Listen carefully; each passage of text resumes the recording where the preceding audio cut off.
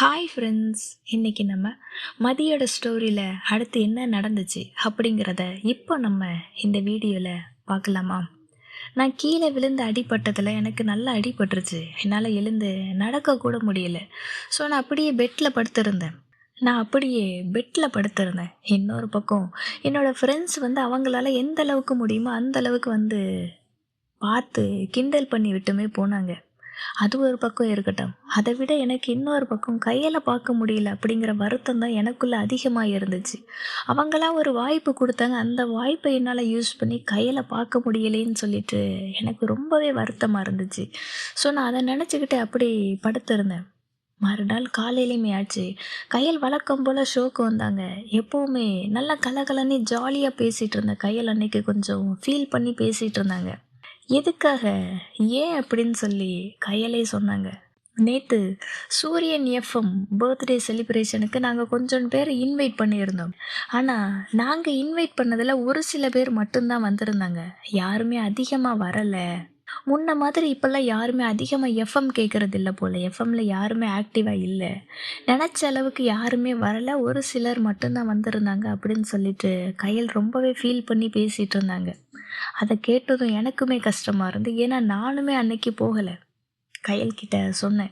எனக்கு கொஞ்சம் முக்கியமான வேலை இருந்தது. அதனால தான் என்னால வர முடியல. சாரி. நான் வந்திருக்கணும் தான் அப்படின்னு சொல்லிட்டு நானுமே கையல்கிட்ட சொன்னேன். கையல் அதுக்கு இல்ல பரவால்ல. ஓகே தான் அப்படின்னு சொல்லிட்டு கையலுமே சொன்னாங்க. நான் கீழ விழுந்து அடிபட்டது எதையுமே கையல்கிட்ட சொல்லல. எதுக்கு அவங்களும் ஃபீல் பண்ணுவாங்களே அப்படின்னு சொல்லிட்டு நான் அத அப்படியே மறைச்சுக்கிட்டேன். கையல் அப்படி ஒரு விஷயத்த சொல்லி ஃபீல் பண்ணது எனக்குமே கஷ்டமா இருந்துச்சு. ஸோ நான் அத நெனச்சிட்டு அப்படியே படுத்திருந்தேன். அதுக்கப்புறம் கொஞ்ச நேரத்துல என்னோட ஃப்ரெண்ட்ஸுமே பார்க்கறதுக்காக வந்தாங்க. "என்னடி? என்னாச்சு? நீ எப்படி இருக்க? உன்னால எழுந்து நடக்க முடியுதா இல்லையா?" அப்படின்னு சொல்லிட்டு என்கிட்ட கேட்டாங்க. நேத்து அந்த அளவுக்கு கிண்டல் பண்ணிட்டு போனவங்க, இன்னைக்கு அவ்வளோ அக்கறையா, பாசமா வந்து என்கிட்ட பேசிட்டு இருந்தாங்க. அப்போ நான் சொன்னேன், "இல்ல அது எல்லாமே ஓகே தான். ஆனா எனக்கு கையல் சொன்னத நெனச்சு தான் எனக்கு கஷ்டமா இருக்கு" அப்படின்னே சொன்னேன். கேட்டாங்க. "அவங்களுக்கு என்ன கஷ்டம்? அவங்க ஏன் ஃபீல் பண்ணி பேசுனாங்க?" அப்படின்னு சொல்லவும், நானுமே சொன்னேன், "இல்ல நேத்து அந்த எஃப்எம் பர்த்டே செலிப்ரேஷனுக்கு வர சொல்லியிருந்தாங்கல்ல, அவங்க சொன்ன யாருமே வரல போல. ஸோ கையலுக்கு அத நெனச்சு ரொம்பவே வருத்தமா இருக்கு. என்கிட்டயுமே வருத்தப்பட்டு பேசுனாங்க" அப்படின்னு சொல்லி நானுமே என் பங்குக்கு வருத்தப்பட்டு என் ஃப்ரெண்ட்ஸ் கிட்ட சொல்லிட்டு இருந்தேன். "ஏன் இப்போ முன்ன மாதிரிலாம் யாரும் இல்லையா என்ன? ஏன் எஃப்எம் கேட்கறதில்ல? ஏன் யாருமே போகல?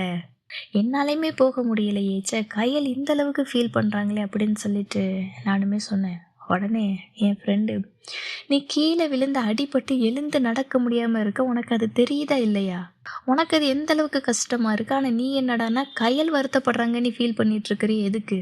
இப்ப முன்ன மாதிரிலாம் கிடையாது. முன்ன மாதிரிலாம் யாரும் ரேடியோ உட்காந்து பாட்டு கேட்கிறதோ, எஃப்எம்ம கேட்கிறதோ இல்லவே இல்ல.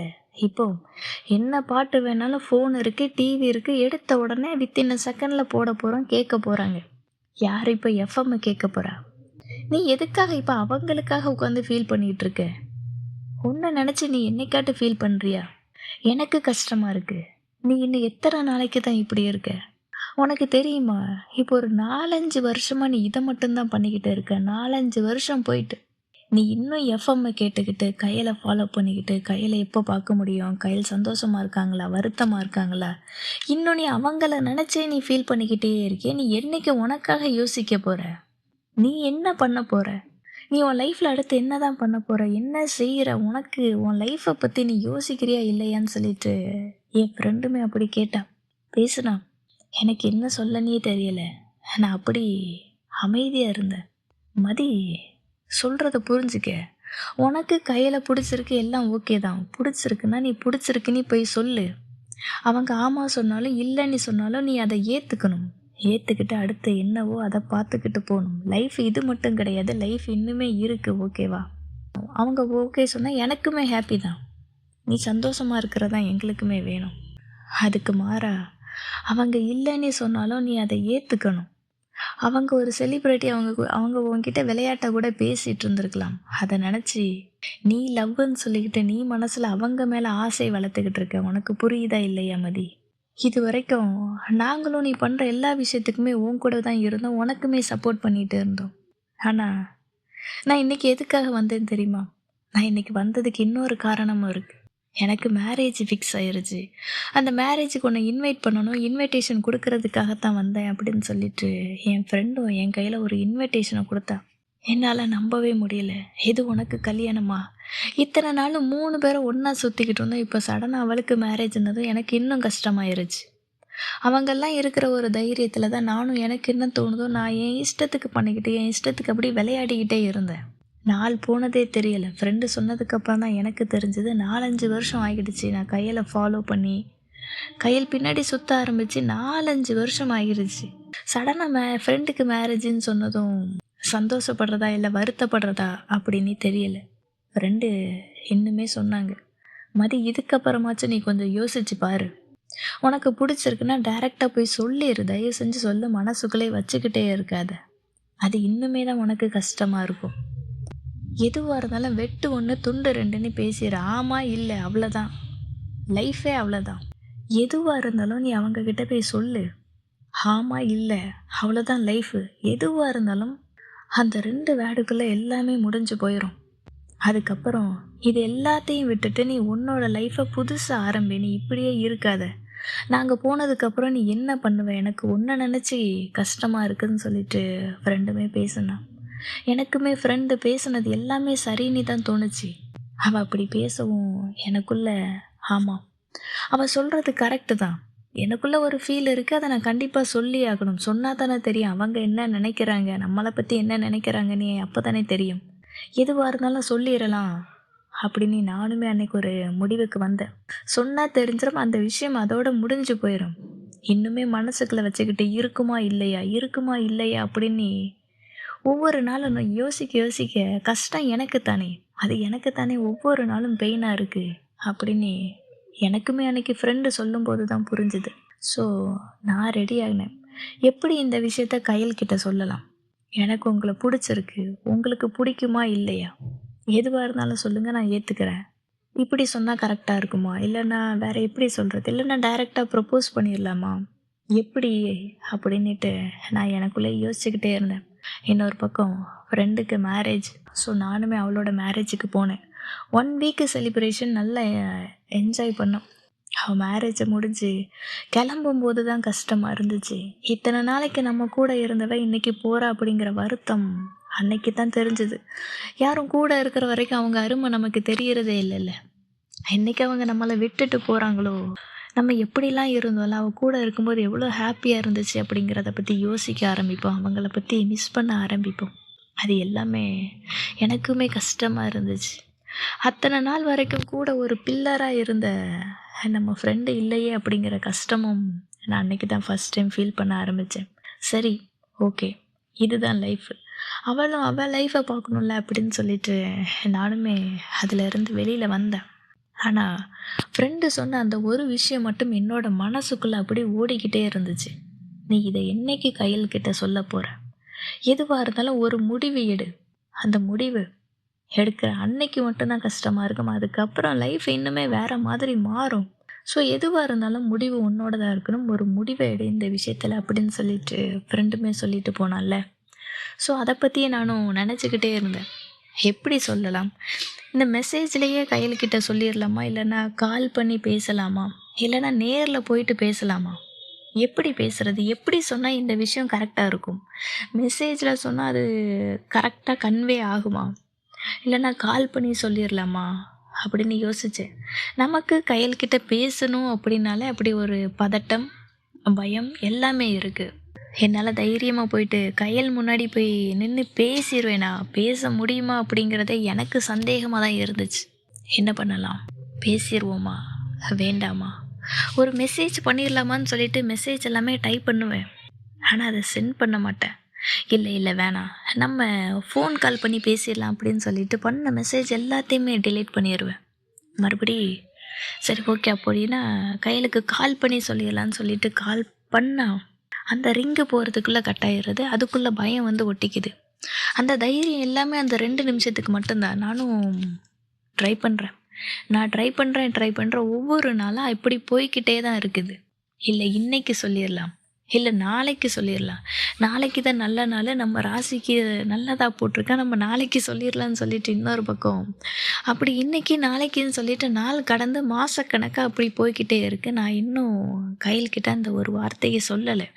எனக்குமே தெரிஞ்சது. சொல்லாத வரைக்கும் அது இன்னுமே நமக்குள்ள இருந்து ஒரு பெயின குடுத்துக்கிட்டே தான் இருக்கும். ஒரு கஷ்டத்த குடுத்துக்கிட்டே தான் இருக்கும்னு சொல்லிட்டு நல்லாவே புரியுது. ஆனா என்னால அவங்க கிட்ட போயிட்டு சொல்றதுக்கு அந்த தைரியம் இல்லையா? இல்லன்னா ஓகே சொன்னா சந்தோஷம் தான். அவங்க இல்ல அப்படின்னு மட்டும் சொல்லிட்டேன்னா, இதுவரைக்கும் இருந்த ஒரு ஃப்ரெண்ட்ஷிப்புமே அந்த இடத்துல கட் ஆயிருமே. இதுவரைக்கும் நல்லா பேசிட்டு இருந்தாங்க. அப்படி சொன்னதுக்கப்புறம் பேசுவாங்களா இல்லையா அப்படின்னு கூட தெரியல. ஸோ சொல்லலாமா வேண்டாமா அப்படின்னு என் மனசுக்குள்ள ஒரு பெரிய ஒரு போராட்டமே ஓடிக்கிட்டே இருந்துச்சு. இந்த போராட்டம் மாச கணக்கா போய்க்கிட்டே இருந்துச்சு. அப்போ அன்னைக்கு மறுபடியும் கையில அவங்க ப்ரோக்ராம்ல சொன்னாங்க. இந்த வருஷமும் பொங்கல் அந்த மால்ல தான் செலிப்ரேட் பண்ண போறோம். நீங்க எல்லாருமே வந்து கலந்துக்கலாம். யார் வேணாலும் வரலாம், போகலாம் அப்படின்னு சொல்லிட்டு கையல் மறுபடி சொன்னாங்க. உடனே எனக்கு தோணுச்சு, இதுதான் நல்ல வாய்ப்பு.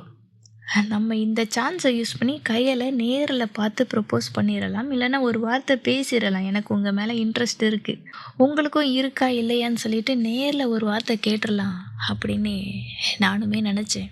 அதுக்கப்புறம் கையில பார்க்க போறோம். அந்த நாள் என்னைக்கு வரும்? நம்ம எப்படி போகணும்? எப்படி ரெடி ஆகணும்? எந்த மாதிரி பேசணும்? அப்படின்னு சொல்லிட்டு நான் எனக்குள்ளே ஒவ்வொரு பிளானா போட ஆரம்பிச்சேன். அப்போவும் என்னோட ஆசைகள் என்ன விடவே இல்ல. இதுவரைக்கும் கையில நான் ஃபோட்டோ எடுத்தேன். அது அந்த அளவுக்கு செல்ஃபிய ஒரு அவசரத்துல எடுத்தது. அந்த அளவுக்கு ஒரு கிளியராலாம் எடுக்கல. ஸோ நான் என்ன நெனச்சேன்னா, இந்த டைமாச்சும் போறோம். ஸோ கையில ஒரு நல்ல ஒரு அழகான ஒரு பிக்சர் எடுத்துட்டு வரணும். அதுக்காக ஒரு ஃபோன் வாங்கணும் அப்படின்னு நானுமே நெனச்சேன். ஸோ உடனே கையில இருந்த காச போட்டு புதுசா ஒரு ஃபோன் வாங்குனேன். மார்னிங் அவசர அவசரமா ஒரு ஃபோனையுமே வாங்கிக்கிட்டு கையல் சொன்ன அந்த மாலுக்கு போறேன். அன்னைக்கு நான் மட்டும் தனியா தான் போனேன். ஏன்னா என்னோட ஃப்ரெண்ட்ஸுக்கு மேரேஜ் ஆகிடுச்சு. எப்பவும் ஒரு சப்போர்ட்டா ஒரு பில்லரா நமக்கு வர்றவங்க, இன்னைக்கு நான் தனியா போகும்போது எனக்கு கொஞ்சம் கஷ்டமா தான் இருந்துச்சு. அன்னைக்கு எதுவுமே இல்லாம நான் அப்படி தனி மரமா போனேன். இருந்தாலும் கையில பார்த்து ஒரு வார்த்தை பேசிறணும் அப்படிங்கிறதுக்காக போனேன். போனதும் கையில பார்த்தேன். ஃபங்க்ஷன் இல்ல, சாரி கட்டியிருந்தாங்க. பார்த்த உடனே எல்லாமே மறந்துருச்சு. நான் எதுக்காக வந்தேன், ஏன் வந்தேன் அப்படிங்கிற எதுவுமே என்னோட ஞாபகத்துக்கு இல்ல. கையால் அப்படியே வச்ச கண்ணு வாங்காம அப்படியே பார்த்துக்கிட்டே இருந்தேன். அவ்வளோ அழகா இருந்தாங்க சாரியில. ஸோ நான் அப்படி பார்த்துக்கிட்டே இருக்கவும் கையலுமே பார்த்தாங்க. வந்த உடனே எப்பவும் போல ஒரு ஹக்கு. மதி நீ எப்போ வந்த, எப்படி இருக்க, நல்லா இருக்கியா அப்படின்னு சொல்லிட்டு அப்படியே ஒரு ஹக் பண்ணாங்க. அந்த ஒரு ஹக்கிலேயே நான் எல்லாத்தையுமே மறந்துக்கிட்டு அப்படியே நின்னேன். என் உலகமே அப்படி நின்றுச்சு. அவங்க அப்படி ஹக் பண்ணும்போது அந்த ஒரு ஃபீல் நமக்குள்ள அப்படி ஒரு பதட்டம், ஹார்ட் பீட் அவ்வளோ வேகமாக துடிக்குது. அது ஏனோ பக்கத்தில் இருக்கும்போது நமக்கு அப்படியே உள்ள பக்கு பக்கு பக்கு பக்குன்னு இருக்குது. எவ்வளோ சொன்னாலும் கேட்குறதில்ல. கையில் அதுக்கப்புறம் நார்மலாக பேசுனாங்க. வந்துட்டிங்களா, என்ன உங்கள் ஃப்ரெண்ட்ஸ் யாருமே வரலையா அப்படின்னு சொல்லியுமே கேட்டாங்க. சொன்னேன் அவங்களுக்குமே மேரேஜ் ஆகிடுச்சு அப்படின்னுட்டு. சரி ஓகே, இங்கே எல்லா போட்டியுமே நடக்குது, எல்லாத்தையுமே பாருங்கள், எனக்கு இன்னும் கொஞ்சம் ஒர்க் இருக்குது, நானுமே வர்றேன் அப்படின்னு சொல்லிட்டு கையிலுமே போனாங்க. அங்கே அவ்வளோ பெரிய மாலில் நான் மட்டும் தனியாக அப்படி சுற்றி வந்தேன். அங்கே இருக்கிற ஃபங்க்ஷனு, அங்கே இருக்கிற போட்டி, கலாட்டா எல்லாத்தையுமே அப்படி பார்த்துக்கிட்டே இருந்தேன். புது ஃபோன் வாங்கியிருக்கோம். எதுக்கு வந்தோம், கையில் பார்க்குறதுக்கு. கையில் அப்படி அங்கங்கே நின்று வேலை பார்த்துக்கிட்டே இருக்கவும் நான் கையலுக்கே தெரியாமல் நிறைய ஃபோட்டோஸ் அப்படி எடுத்துக்கிட்டே இருந்தேன். அப்போது கையில் அவங்க ஃப்ரெண்ட்ஸோட ஒரு பாப்பாவை எடுத்து வச்சு அப்படியே அந்த பாப்பாவை கொஞ்சிக்கிட்டே அப்படி இருந்தாங்க. அப்போவும் நான் கரெக்டாக அந்த ஃபோட்டோஸ் எல்லாத்தையுமே அப்படி நச்சு நச்சு நச்சுன்னு ஃபோட்டோஸ் எல்லாத்தையுமே எடுத்தேன். நான் எடுக்கவும் கையில் அதை பார்த்துட்டாங்க. பார்த்துட்டு அப்போவும் எதுவும் சொல்லலை. நீங்கள் எடுத்த ஃபோட்டோஸ் எல்லாம் எனக்குமே அனுப்பி விடுங்க அப்படின்னே சொன்னாங்க. நானுமே கையில் வச்சுருந்த அந்த பாப்பாவை தூக்கி வச்சுக்கிட்டு நாங்களும் ஃபோட்டோஸ் எடுத்தோம். நிறையா ஃபோட்டோஸ் அன்னைக்கு கையில் அத்தனை ஃபோட்டோஸ் வளைச்சி வளைச்சி எடுத்தேன். அங்கே முன்னாடி மாதிரியே கோல போட்டி, சமையல், அந்த ஃபேஷன் ஷோ, அத்தனை கேர்ள்ஸும் அவ்வளோ அழகாக கலர் கலராக சாரீ கட்டிட்டு நடந்து வந்தாங்க. நான் அது எல்லாத்தையுமே அப்படி வீடியோ ரெக்கார்டு எல்லாமே அப்படி பண்ணிக்கிட்டே இருந்தேன். கையில் கூட நின்று ஒரு ஃபோட்டோ எடுக்கணுமே அப்படின்னு சொல்லிட்டு கையிலையுமே கூப்பிட்டேன். ஒரே ஒரு ஃபோட்டோ எடுக்கலாமா அப்படின்னு சொல்லிட்டு நானும் அவங்களும் 2 பேரும் சேர்ந்து நின்று ஒரு செல்ஃபி எடுக்கிறதுக்காக ட்ரை பண்ணோம். கையலோ அவ்வளோ ஹைட்டு. நான் இப்படி ஃபோனை வச்சேன்னா கையில் உள்ள கவர் ஆக மாட்டாங்க போல். நான் அப்படி ஃபோனை தூக்கி வச்சுட்டு அப்படி எடுக்கவும் கையலுக்குமே தெரிஞ்சிருச்சு. ஸோ அவங்க ஹைட்டாக இருக்காங்கல்ல, ஸோ ஒரு ஸ்டெப்பு கொஞ்சம் அப்படி பெண்ட் பண்ணி என்னோடய ஹைட்டுக்கு ஈக்குவலாக அப்படி நிற்கவும் நானுமே ஃபோட்டோ எடுத்தேன். எனக்கு அப்படியே சிரிப்பு வந்துருச்சு. கையில் அந்த இடத்துலையும் எனக்காக அப்படி பெண்ட் பண்ணி நின்னது எனக்கு இன்னுமே சந்தோஷம்தான். அதுக்கப்புறம் கையை என்னோடய ஃபோனையுமே வாங்கி இரு நான் ஃபோட்டோ எடுக்கிறேன் அப்படின்னு சொல்லி, அவங்க நல்லா ஹைட் இல்லை, ஸோ அவங்க அப்படி ஹைட்டை நின்று அந்த ஒரு ஃபோட்டோவுமே எடுத்தாங்க. எடுத்துட்டு என் கையில் அந்த ஃபோனையுமே கொடுத்துட்டு இந்த ஃபோட்டோஸ் எல்லாமே எனக்குமே ஷேர் பண்ணு அப்படின்னு சொல்லிட்டு கையில் மறுபடியும் கிளம்பிட்டாங்க. நானுமே எதுக்கடா வந்தோம் அப்படிங்கிறது தெரியாமல் அங்கே நின்றுக்கிட்டே இருந்தேன். தனியாக நின்றுக்கிட்டு இருந்தேன். சுற்றி எல்லாருமே எதோ பண்ணுறாங்க, எல்லாமே போய்கிட்டே இருக்குது. அன்னைக்கு நான் என்னோடய ஃப்ரெண்டை இன்னுமே ரொம்ப மிஸ் பண்ணேன். அவங்க இருந்து அவங்க கூட பேசி ஜாலியாக சிரிச்சுக்கிட்டு பேசி கிண்டல் பண்ணிக்கிட்டு இருப்போம். இப்போ அந்த இடத்துல நான் மட்டும் தனியாக என்ன பண்ணேன்னு தெரியாமல் அப்படியே நின்றுக்கிட்டே இருந்தேன். கூட கையலும் இல்லை. நான் வந்தது கையல்கிட்ட ப்ரப்போஸ் பண்ணுறதுக்காக, பேசுகிறதுக்காக. அப்போவும் என்னால் முடியல. இந்த சின்ன சின்ன அந்த ஃபோட்டோஸ் எடுக்கும் போதெல்லாம் எனக்காக அப்படி பெண்ட் பண்ணி குனிஞ்சு அப்படி நின்னது, என்கிட்ட வந்து பேசுனது, இது எல்லாமே எனக்கு இன்னுமே யோசிக்க வச்சது. நம்ம கூட இந்தளவுக்கு பேசுகிறாங்க, பழகுறாங்க, நான் இப்போ போயிட்டு ப்ரப்போஸ் பண்ணால் என்ன நினப்பாங்க, இருக்கிற ஃப்ரெண்ட்ஷிப்பு போயிருமே அப்படிங்கிற பயம் எனக்குள்ளே இன்னுமே அதிகமாகிக்கிட்டே தான் இருந்துச்சு. நானும் அந்த கூட்டத்தில் அப்படி தனியாக நின்று யோசிச்சுக்கிட்டே இருக்கேன். பேசிடலாமா வேண்டாமா, பேசிடலாமா? மூளை சொல்லுது, மதி நீ போயிட்டு பேசு, எதுவாக இருந்தாலும் பேசு, சரியாயிரும், பேசித்தான் பாரேன், ஒரு டைம் சொல்லு, உன் மனசில் இருக்கிறத நீ சொல்லு அப்படின்னு சொல்லிட்டு என்னோடய மூளை என்கிட்ட சொல்லுது. ஆனால் என் மனசு இல்லை, ஒருவேளை நீ அவங்ககிட்ட போய் சொல்லிட்டேன்னா உன்னோட இருக்கிற ஃப்ரெண்ட்ஷிப்பும் கட்டாயிரும். அதுக்கப்புறம் அவங்க உங்ககிட்ட பேச மாட்டாங்க, உன்னால் பேசாமல் இருக்க முடியுமா, நீ அதுக்கப்புறம் இருந்துப்பியான்னு சொல்லிட்டு என் மனசு என்னை இன்னொரு பக்கம் கேள்வி கேட்குது. இப்படி மூளைக்கும் மனசுக்கும் இடையில ஒரு பெரிய போராட்டம், ஒரு பெரிய யுத்தமே போயிட்டுருக்கு. 2 பேரும் கத்தி சண்டை போடுற மாதிரி தான். மூளை போன்னு சொல்லுது, மனசு போகாதன்னு சொல்லுது. என்னோட கால் அந்த இடத்துல நிற்கிது, போகவா வேண்டாமா அப்படின்னு சொல்லிட்டு. நின்ன இடத்துல பதட்டம், அந்த அளவுக்கு வேர்த்து கொட்டி போயிட்டு நான் அப்படி நிற்கிறேன். என்ன பண்ண எது பண்ண எதுவுமே தெரியாமலே அப்படி முழிச்சுக்கிட்டே நின்னேன். ஈவினிங்குமே ஆச்சு, ஃபங்க்ஷன் எல்லாமே ஓரளவுக்கு முடிஞ்சுது. சரி, இதுக்கு மேலே நான் போயிட்டு எதுவும் சொல்ல போகிறதில்ல, ஸோ ஒரு டாட்டா சொல்லிட்டு வந்துடலாம் அப்படின்னு சொல்லிட்டு கையிலையுமே பார்த்தேன். அப்போவும் பேசிடலாமா அப்படின்னு தோணுது, ஆனால் பேசுகிறதுக்கு வார்த்தைகள் தான் வரவே இல்லை. ஒரு காதலை சொல்ல போகிறதா எந்த அளவுக்கு பயமாக இருக்கும் அப்படிங்கிறது அன்னைக்கு தான் எனக்குமே தெரிஞ்சுது. வாய்க்கிலேயே பேசுவோம், இது கூட தைரியம் இல்லையான்னு சொல்லிட்டு. ஆனால் ஒரு பொண்ணுக்கிட்ட போயிட்டு ஒரு காதலை சொல்கிறதுன்னா அவ்வளோ ஈஸியெல்லாம் கிடையாது. எனக்கு அது அன்னைக்கு தான் புரிஞ்சுதே. ஸோ நான் கையல்கிட்ட போயிட்டு நான் வீட்டுக்கு போகணும், போயிட்டு வரேன் அப்படின்னு சொல்லிட்டு மட்டுமே வந்தேன். கையலும் சரி ஓகே பார்த்து போங்க, வீட்டுக்கு போனதும் டெக்ஸ்ட் பண்ணுங்க அப்படின்னு சொல்லி அக்கறையாக பேசுனாங்க. அவங்க அப்படி என்கிட்ட அந்தளவுக்கு பாசமாக நடந்துக்க இவங்கக்கிட்ட நீ இந்த வார்த்தையை சொல்லணும்னு நினைக்கிறியா, அதுக்கப்புறம் என்ன ஆகும் அப்படிங்கிற ஒரு விஷயந்தான் என் மனசுக்குள்ளே இன்னுமே ஓடிக்கிட்டே இருக்க, என்னை ஆழமாக யோசிக்க வச்சது. ஸோ எதுவுமே வேணாம், நடக்கிறது நடக்கட்டும், நம்ம இப்படியே இதை ஏற்றுக்கலான்னு சொல்லிட்டு அங்கேருந்து நானும் வீட்டுக்குமே வந்துட்டேன். இப்போ வருஷம் 2026 பொங்கல் போயிட்டுருக்கு. என்ன பண்ணுறது, என்ன பண்ணட்டும் எனக்கு எதுவுமே தெரியல. கையில் என் மேலே அந்தளவுக்கு அன்பாக பாசமாக அக்கறையாக இருக்கிறத பார்த்துட்டு என்னால் அவங்கக்கிட்ட லவ்வை சொல்ல முடியலை. எனக்கு கையில் இப்படியே பேசிக்கிட்டே இருந்தால் கூட எனக்கு ஓகே தான். ஏதோ ஒரு வார்த்தை, ஒரு நாளைக்கு ஒரு வார்த்தை பேசினாலே அதுவே ஒரு சந்தோஷமாக தான் இருக்குது. அதை விட வேறு என்ன சந்தோஷம் வேணும் அப்படிங்கிறத அளவுக்கு நான் யோசிக்க ஆரம்பிச்சிட்டேன்.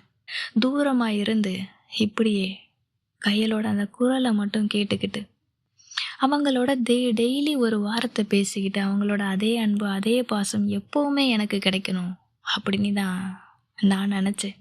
எதுக்கு போயிட்டு காதலை சொல்லி அவங்க ஒரு வேளை இல்லைன்னு சொன்னால் எங்களுக்குள்ளே இருக்கிற இப்போ கொஞ்சம் நஞ்சம் இந்த ஃப்ரெண்ட்ஷிப்பும் போய் அவங்க என்கிட்ட பேசுவாங்களா இல்லையான்னு கூட தெரியாது. அதுக்கப்புறம் பேசுகிறதுக்கு கண்டிப்பாக வாய்ப்பே இல்லை, பேச மாட்டாங்க தான், யாராக இருந்தாலும் பேச மாட்டாங்க தான்.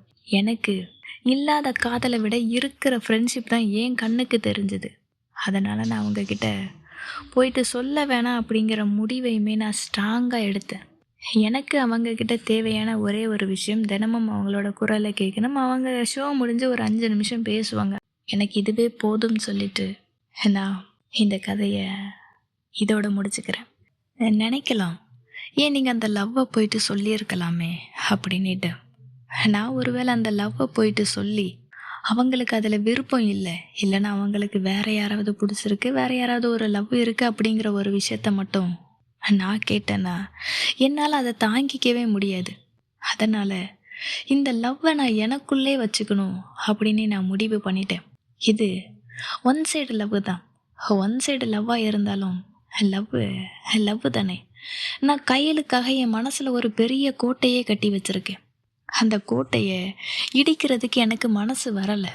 ஸோ அது அப்படியே இருக்கட்டும். இது ஒரு சொல்லாத காதலாக என்னோட மனசுலையுமே நான் புதைச்சிட்டேன். காதல்னா 2 பேரும் இருக்கணும் தான். 2 பேரும் ஒருத்தர் காதலிச்சாதான் அது காதல் அப்படிங்கிறது கிடையாது. ஆனால் 2 பேருமே காதலிக்கணும் அப்படிங்கிறது கிடையவே கிடையாது. என்னோட காதலுமே அப்படிதான். நான் ஒரு 6 வருஷமாக லவ் பண்ணிக்கிட்டு இருக்கேன். என்னோடது ஒன் சைடு தான். அது பரவாயில்ல, எனக்கு அதை பற்றி எந்த ஒரு கவலையுமே கிடையாது. நான் அவங்கள லவ் பண்ணுறேன், ஆனால் பதிலுக்கு நான் அவங்கக்கிட்ட இருந்து எதையுமே எதிர்பார்க்கலை. என்னோட மனசு ஃபுல்லாக நிறைஞ்சிருக்கிற ஒரே ஒரு விஷயம்னா அது கயல் மட்டும்தான். அவங்களோட நினைப்பை என்கிட்ட இருந்து யாராலுமே பிரிக்க முடியாது. எனக்கு அவங்கள காதலிக்கணும், காதலிச்சுக்கிட்டே இருக்கணும், அது மட்டும்தான். எல்லாருமே ஒன்று சேருவோம், நம்ம 2 பேரும் ஒன்றா சேர்ந்து வாழ போகிறோம் அப்படிங்கிறதுக்காக காதல் பண்ணுறது கிடையாது. நமக்கு ஏதோ ஒரு வகையில் அவங்கள பிடிச்சிருக்கு, சேர்ந்தாலும் சேரலைனாலும் காதல் தான். நமக்கு பிடிச்சவங்கள நம்ம லவ் பண்ணிக்கிட்டே தான் இருப்போம். சேர்ந்த காதல் ஒரு 25 மார்க்கு தான் வரும். சொன்ன காதலுக்கு ஒரு 50 மார்க்கு தான். ஆனால் சொல்லாத காதல் இருக்குது பார்த்தீங்களா, சொல்லாத காதல், அது 100 மார்க் கொடுப்பேன். என்னடா இது, அப்போ இந்த ஸ்டோரி ஹாப்பி என்டிங் இல்லையா அப்படின்னு எல்லாம் நினைக்க வேண்டாம். நான் எதுக்காக ஃபீல் பண்ணணும், இது எதுக்காக சேட் ஸ்டோரியாக சேட் என்டிங்காக கொண்டு போகணும். நானும் அவங்களும் என்ன லவ்வாக பண்ணணும், பிரிஞ்சு போயிட்டோம் அப்படின்ட்டு உட்காந்து ஃபீல் பண்ணுறதுக்கு இல்லையே. நான் மட்டும்தானே லவ் பண்ணுறேன், அப்புறம் எதுக்காக நான் ஃபீல் பண்ணணும்? கிடையவே கிடையாது. சொன்னால் மட்டும்தான் காதல் இல்லை, சொல்லலைன்னாலும் காதல் தான். இதே அன்பு என்றைக்குமே, இதே லவ்வை நான் என்றைக்குமே கையலுக்கு கொடுத்துக்கிட்டே இருப்பேன். அது தொலை தூரத்தில் இருந்து. இந்த ஒன் சைடு லவ், சொல்லாத காதல், நீங்கள் என்ன வேணால் பேர் வச்சுக்கலாம். இந்த காதலுக்கு என்னை பொறுத்த வரைக்கும் இதுவும் ஒரு காதல் தான் அப்படின்னு சொல்லி இன்றைக்கி நான் இந்த கதையை இதோடு முடிச்சுக்கிறேன். இந்த கதை உங்களுக்கு மனசில் எந்த ஒரு தாக்கத்தை ஏற்படுத்துச்சு அப்படின்ட்டு எனக்கு தெரியலை. கேட்டுட்டு இருக்கிற உங்களுக்கு என்ன தோணுச்சு அப்படிங்கிறத கீழே கமெண்ட்டில் சொல்லுங்கள். இதோட நான் மறுபடி ஒரு கதையை சக்ஸஸ்ஃபுல்லாக முடிச்சுட்டாங்க. ஒரு சின்ன லீவ் வேணும், நான் லீவுக்காக என்னோடய வீட்டுக்கு போகிறேன். இப்போ நான் கிளம்புறேன். தேங்க்யூ.